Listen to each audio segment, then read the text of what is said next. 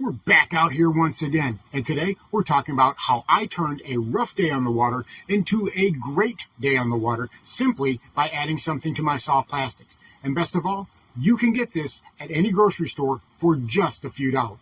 Stick around, you don't want to miss this one. There we go, I got him. Oh, that's a nice one. You ain't getting off of there. Oh, don't you dig. Come here, you.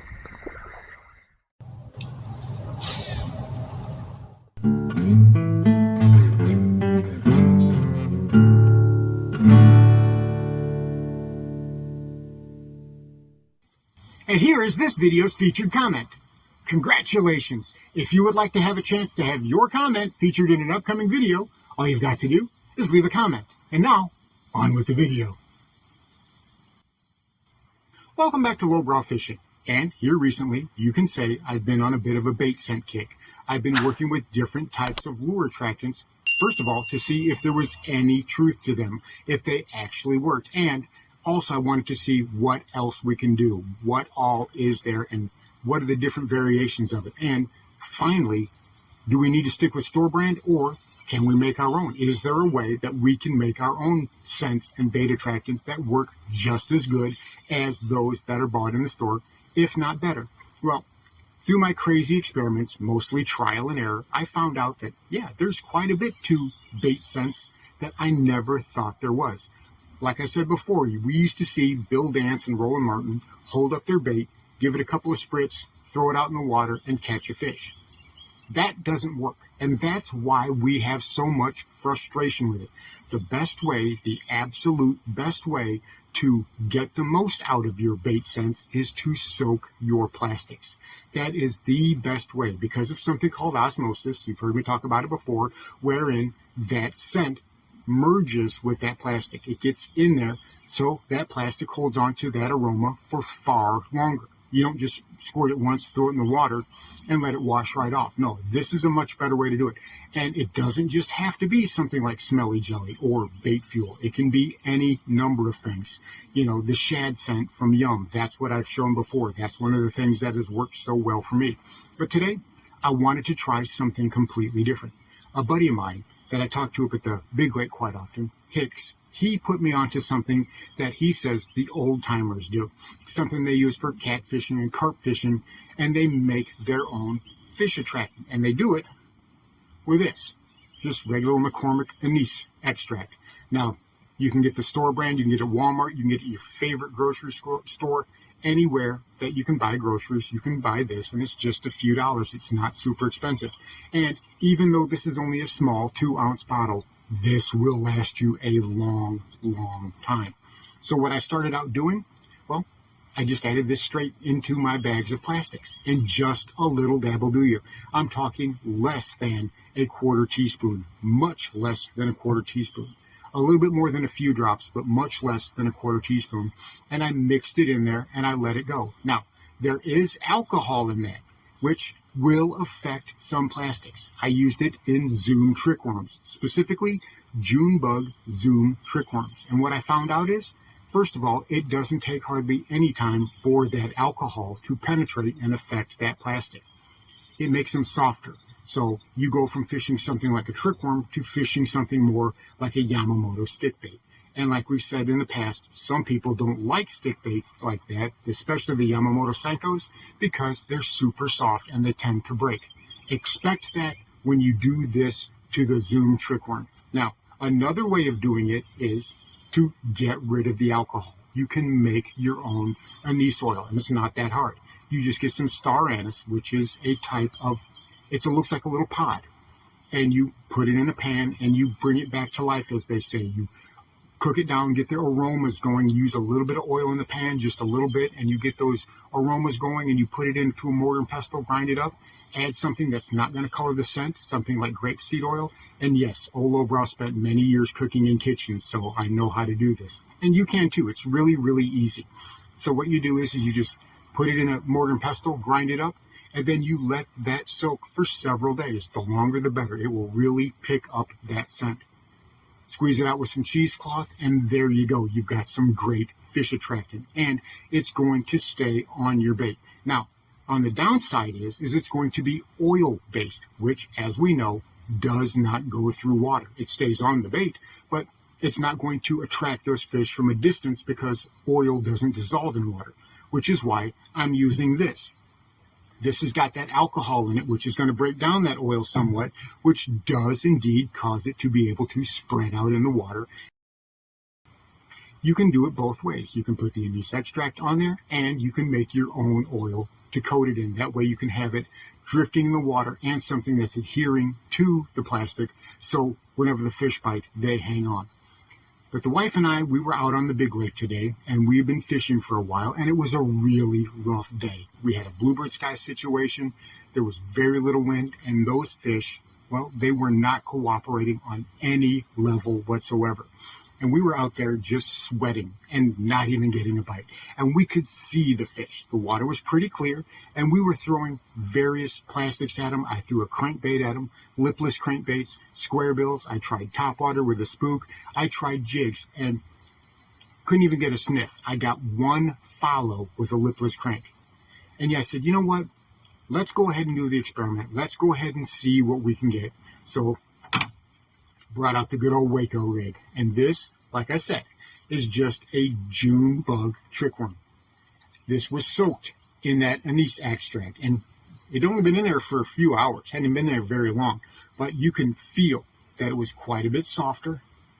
You can feel that, you know, it's going to tear a lot more easy. And it did. It was a lot more like fishing a Senko than it normally is. Usually a trickworm is a little bit tougher. You can get more than one fish out of it. But with these, it was one and done every single time. But that was it. We went from catching no fish to getting really huge bites. And they were no doubters. Now, in the last video, I showed where my wife, she was messing with that just a little bit before. We hadn't really established the experiment yet. We hadn't really decided what we were going to do with it yet. But she just tied it on because she wanted to see.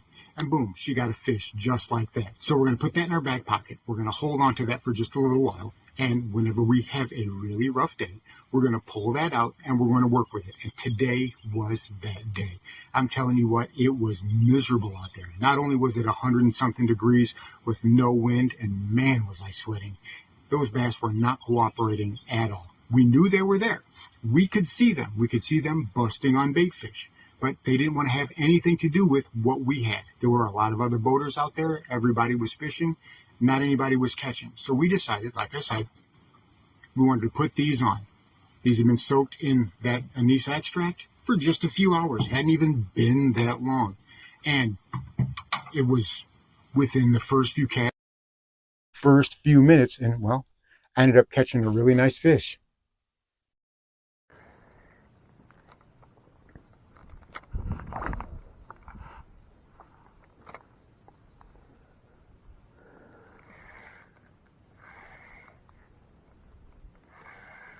I think we got stuck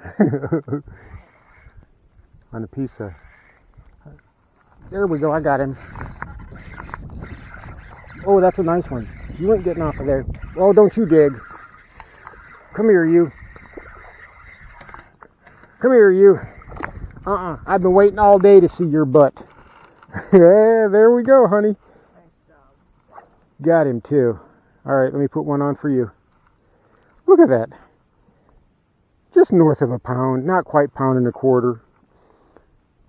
On that Waco rig that had been soaked in the anise, the Zoom June bug trickworm, they've been soaked in the anise. We've had a few bites on that, but that guy, they're committed to it. Thank you.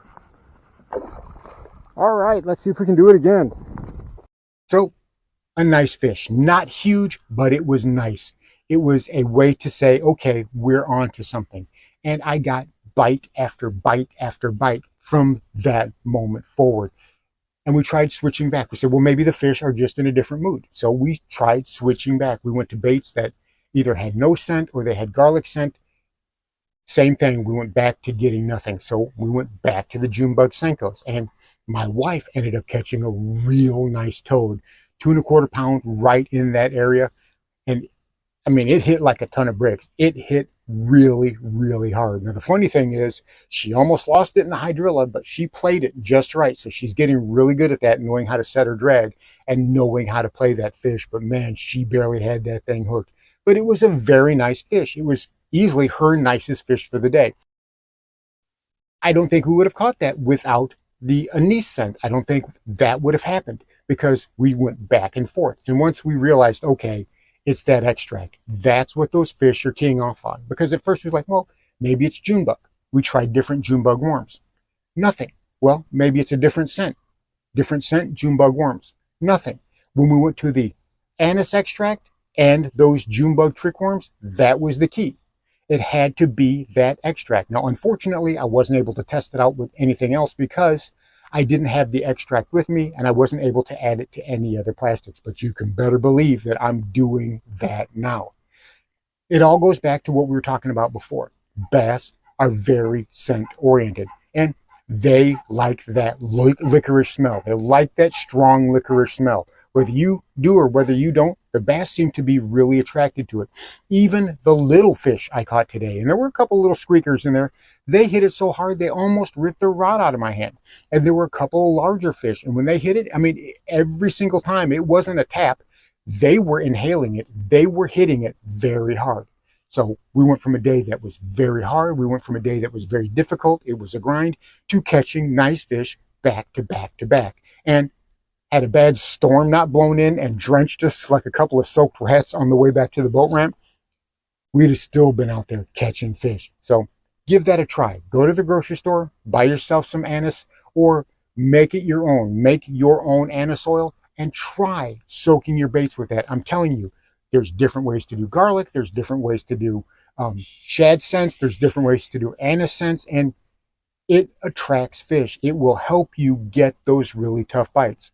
I'm positive of that now. Wherever I was on that spectrum about not liking bait scents and fish attractions before, that's all in the past. I am now a firm believer that they work, but you have to work them in your arsenal. You've got to do it just like any other type of bait. And once you get that going and you get that rhythm and you get that working in your arsenal, you're going to catch a lot more fish. So there you have it. My mad scientist quest continues when it comes to bait scents and fish attractants. You can buy this one right at your grocery store for just a few dollars. Again, I got to give a shout out to my buddy Hicks. He's the one who turned me down this particular path, and it's been paying dividends so far. Give that anise oil try. I'm telling you, it really works. Thanks for watching Lowbrow Fishing. We'll catch you in the next one.